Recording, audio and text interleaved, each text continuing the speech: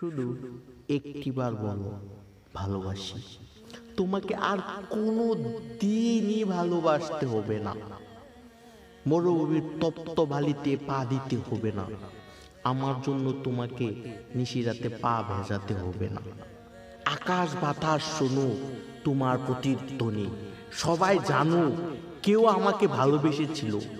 আমার হৃদয়টাকে কেউ সাড়া দিয়েছিল।